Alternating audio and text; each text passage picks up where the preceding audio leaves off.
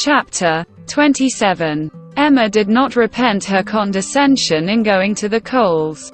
The visit afforded her many pleasant recollections the next day, and all that she might be supposed to have lost on the side of dignified seclusion, must be amply repaid in the splendor of popularity. She must have delighted the Coles, worthy people, who deserved to be made happy, and left a name behind her that would not soon die away. Perfect happiness, even in memory, is not common, and there were 2 points on which she was not quite easy. She doubted whether she had not transgressed the duty of woman by woman, in betraying her suspicions of Jane Fairfax's feelings to Frank Churchill.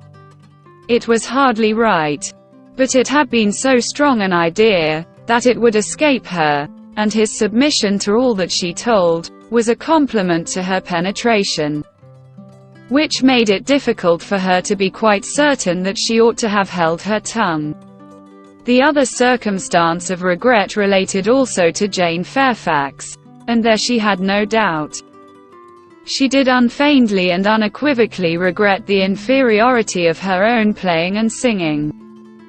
She did most heartily grieve over the idleness of her childhood, and sat down and practiced vigorously an hour and a half.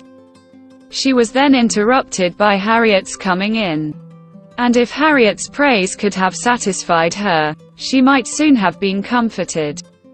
"Oh, if I could but play as well as you and Miss Fairfax. Don't class us together, Harriet. My playing is no more like hers than a lamp is like sunshine. Oh, dear, I think you play the best of the two. I think you play quite as well as she does. I am sure I had much rather hear you. Everybody last night said how well you played. Those who knew anything about it must have felt the difference. The truth is, Harriet, that my playing is just good enough to be praised. But Jane Fairfax's is much beyond it.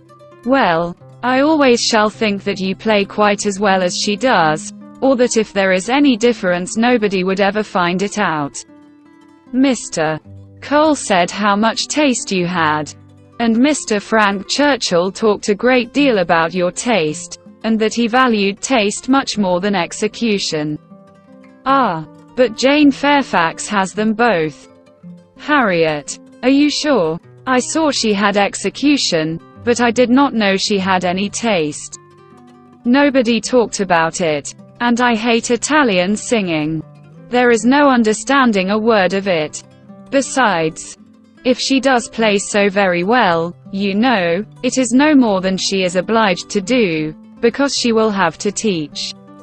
The Coxes were wondering last night whether she would get into any great family. How did you think the Coxes looked? Just as they always do. Very vulgar. They told me something, said Harriet rather hesitatingly. But it is nothing of any consequence. Emma was obliged to ask what they had told her, though fearful of its producing Mr. Elton. They told me that Mr. Martin dined with them last Saturday. Oh, he came to their father upon some business, and he asked him to stay to dinner. Oh, they talked a great deal about him, especially Anne Cox. I do not know what she meant, but she asked me if I thought I should go and stay there again next summer. She meant to be impertinently curious, just as such an Anne Cox should be. She said he was very agreeable the day he dined there. He sat by her at dinner. Miss Nash thinks either of the Coxes would be very glad to marry him.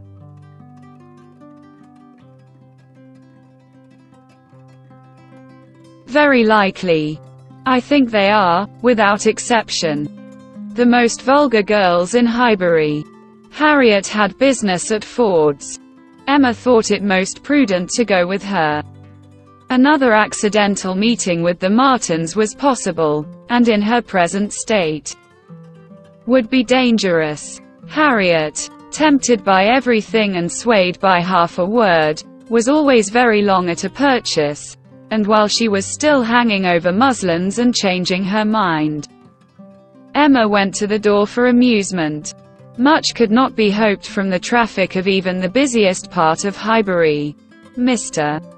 Perry walking hastily by, Mr. William Cox letting himself in at the office door, Mr. Cole's carriage horses returning from exercise, or a stray letterboy on an obstinate mule, were the liveliest objects she could presume to expect. And when her eyes fell only on the butcher with his tray, a tidy old woman traveling homewards from shop with her full basket, two curs quarreling over a dirty bone, and a string of dawdling children round the baker's little bow window eyeing the gingerbread, she knew she had no reason to complain, and was amused enough, quite enough still, to stand at the door. A mind lively and at ease can do with seeing nothing, and can see nothing that does not answer. She looked down the Randalls Road. The scene enlarged. Two persons appeared. Mrs.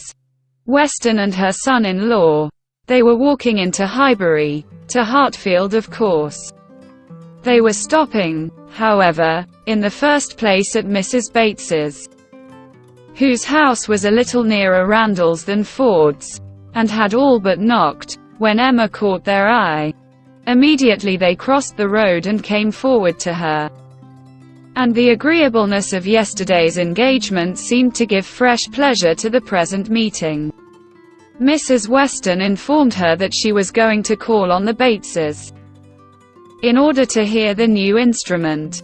"For my companion tells me," said she, "that I absolutely promised Miss Bates last night, that I would come this morning. I was not aware of it myself. I did not know that I had fixed a day, but as he says I did, I am going now. And while Mrs. Weston pays her visit, I may be allowed, I hope," said Frank Churchill, "to join your party and wait for her at Hartfield, if you are going home." Mrs. Weston was disappointed. "I thought you meant to go with me.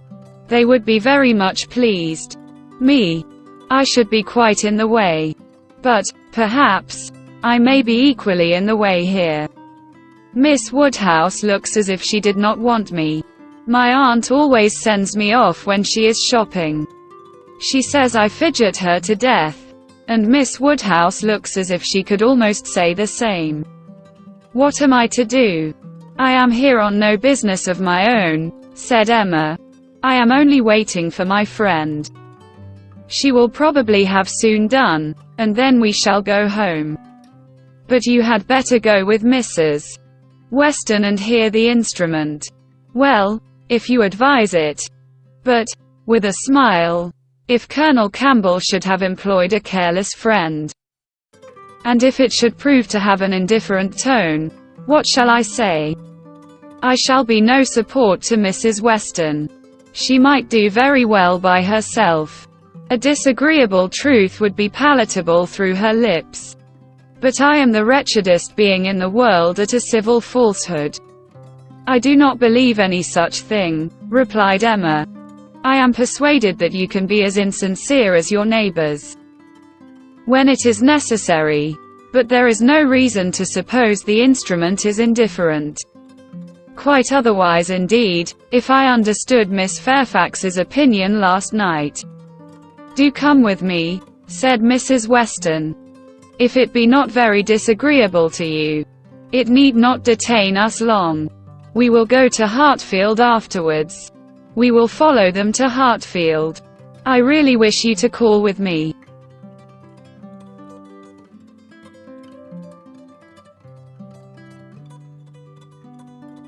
"It will be felt so great an attention. And I always thought you meant it."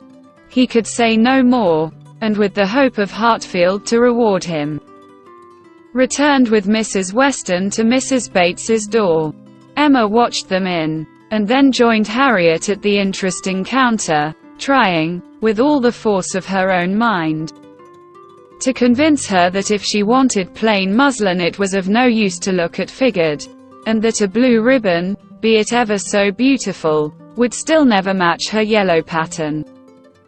At last it was all settled, even to the destination of the parcel. Should I send it to Mrs. Goddard's, ma'am? Asked Mrs. Ford. Yes, no, yes, to Mrs. Goddard's. Only my pattern gown is at Hartfield. No, you shall send it to Hartfield, if you please. But then, Mrs. Goddard will want to see it. And I could take the pattern gown home any day. But I shall want the ribbon directly, so it had better go to Hartfield, at least the ribbon. You could make it into 2 parcels, Mrs. Ford, could not you? It is not worthwhile, Harriet, to give Mrs. Ford the trouble of 2 parcels. No more it is. No trouble in the world, ma'am, said the obliging Mrs. Ford. Oh, but indeed I would much rather have it only in 1. Then, if you please, you shall send it all to Mrs. Goddard's. I do not know. No, I think, Miss Woodhouse, I may just as well have it sent to Hartfield, and take it home with me at night. What do you advise? That you do not give another half-second to the subject. To Hartfield, if you please, Mrs. Ford. Aye, that will be much best, said Harriet, quite satisfied. I should not at all like to have it sent to Mrs. Goddard's. Voices approached the shop, or rather one voice and 2 ladies. Mrs. Weston and Miss Bates met them at the door.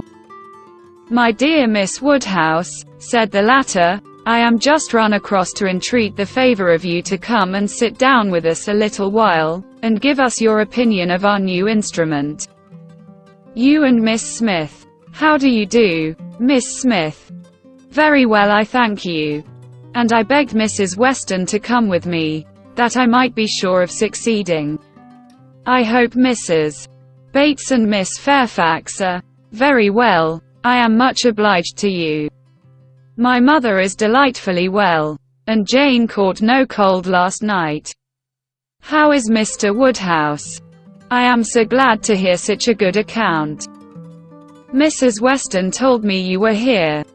Oh, then, said I must run across. I am sure Miss Woodhouse will allow me just to run across and entreat her to come in. My mother will be so very happy to see her. And now we are such a nice party, she cannot refuse. Aye, pray do, said Mr. Frank Churchill. Miss Woodhouse's opinion of the instrument will be worth having. But, said I shall be more sure of succeeding if one of you will go with me. Oh, said he, wait half a minute.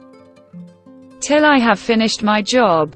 For, would you believe it, Miss Woodhouse, there he is, in the most obliging manner in the world, fastening in the rivet of my mother's spectacles. The rivet came out, you know, this morning. So very obliging. For my mother had no use of her spectacles, could not put 'em on. And, by the by, everybody ought to have 2 pair of spectacles. They should indeed. Jane said so. I meant to take 'em over to John Saunders the first thing I did, but something or other hindered me all the morning. First one thing, then another, there is no saying what, you know. At one time Patty came to say she thought the kitchen chimney wanted sweeping. Oh, said I, Patty, do not come with your bad news to me. Here is the rivet of your mistress's spectacles out. Then the baked apples came home. Mrs. Wallace sent them by her boy. They are extremely civil and obliging to us, the Wallaces, always. I have heard some people say that Mrs.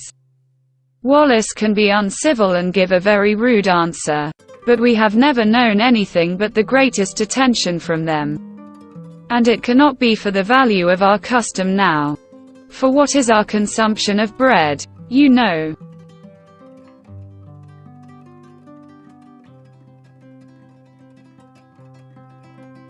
Only 3 of us. Besides dear Jane at present. And she really eats nothing. Makes such a shocking breakfast. You would be quite frightened if you saw it. I dare not let my mother know how little she eats. So I say one thing and then I say another, and it passes off. But about the middle of the day she gets hungry, and there is nothing she likes so well as these baked apples, and they are extremely wholesome, for I took the opportunity the other day of asking Mr. Perry. I happened to meet him in the street. Not that I had any doubt before. I have so often heard Mr. Woodhouse recommend a baked apple. I believe it is the only way that Mr. Woodhouse thinks the fruit thoroughly wholesome. We have apple dumplings, however, very often. Patty makes an excellent apple dumpling. Well, Mrs. Weston, you have prevailed, I hope. And these ladies will oblige us. Emma would be very happy to wait on Mrs. Bates, and see. And they did at last move out of the shop, with no farther delay from Miss Bates than, "How do you do, Mrs. Ford? I beg your pardon. I did not see you before. I hear you have a charming collection of new ribbons from town. Jane came back delighted yesterday. Thank ye. The gloves do very well. Only a little too large about the wrist, but Jane is taking them in." "What was I talking of?" said she, beginning again when they were all in the street. Emma wondered on what, of all the medley, she would fix. "I declare I cannot recollect what I was talking of. Oh, my mother's spectacles. So very obliging of Mr. Frank Churchill." "Oh," said he, "I do think I can fasten the rivet. I like a job of this kind excessively." Which you know showed him to be so very. Indeed, I must say that, much as I had heard of him before and much as I had expected, he very far exceeds anything. I do congratulate you, Mrs. Weston, most warmly. He seems everything the fondest parent could. "Oh," said he, "I can fasten the rivet. I like a job of that sort excessively." I never shall forget his manner. And when I brought out the baked apples from the closet, and hoped our friends would be so very obliging as to take some, "Oh," said he directly, "there is nothing in the way of fruit half so good. And these are the finest looking home-baked apples I ever saw in my life." That, you know, was so very. And I am sure, by his manner, it was no compliment. Indeed, they are very delightful apples. And Mrs. Wallace does them full justice. Only we do not have them baked more than twice, and Mr. Woodhouse made us promise to have them done 3 times. But Miss Woodhouse will be so good as not to mention it. The apples themselves are the very finest sort for baking, beyond a doubt. All from Donwell, some of Mr. Knightley's most liberal supply. He sends us a sack every year. And certainly there never was such a keeping apple anywhere as one of his trees. I believe there is 2 of them. My mother says the orchard was always famous in her younger days. But I was really quite shocked the other day, for Mr. Knightley called one morning, and Jane was eating these apples, and we talked about them and said how much she enjoyed them. And he asked whether we were not got to the end of our stock. "I am sure you must be," said he, "and I will send you another supply. For I have a great many more than I can ever use. William Larkins let me keep a larger quantity than usual this year. I will send you some more, before they get good for nothing." So I begged he would not, for really as to ours being gone, I could not absolutely say that we had a great many left. It was but half a dozen indeed, but they should be all kept for Jane, and I could not at all bear that he should be sending us more. So liberal as he had been already, and Jane said the same. And when he was gone, she almost quarreled with me. No, I should not say quarreled, for we never had a quarrel in our lives. But she was quite distressed that I had owned the apples were so nearly gone. She wished I had made him believe we had a great many left.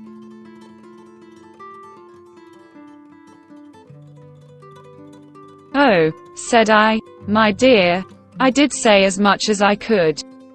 However, the very same evening William Larkins came over with a large basket of apples.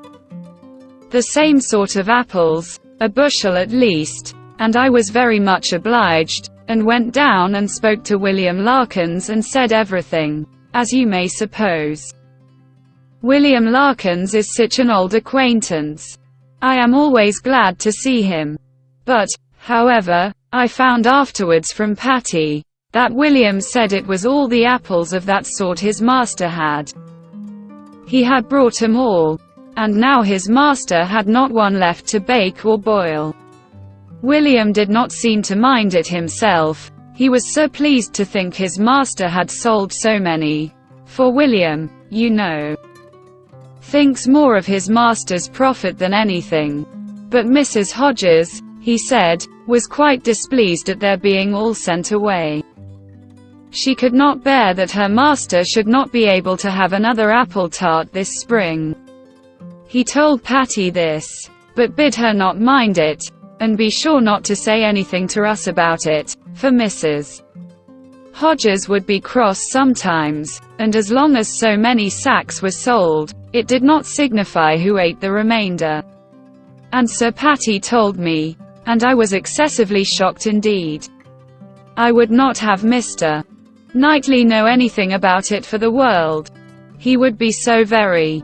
I wanted to keep it from Jane's knowledge, but, unluckily, I had mentioned it before I was aware. Miss Bates had just done as Patty opened the door, and her visitors walked upstairs without having any regular narration to attend to, pursued only by the sounds of her desultory goodwill. Pray take care, Mrs. Weston, there is a step at the turning. Pray take care, Miss Woodhouse. Ours is rather a dark staircase, rather darker and narrower than one could wish. Miss Smith, pray take care. Miss Woodhouse, I am quite concerned. I am sure you hit your foot. Miss Smith, the step at the turning.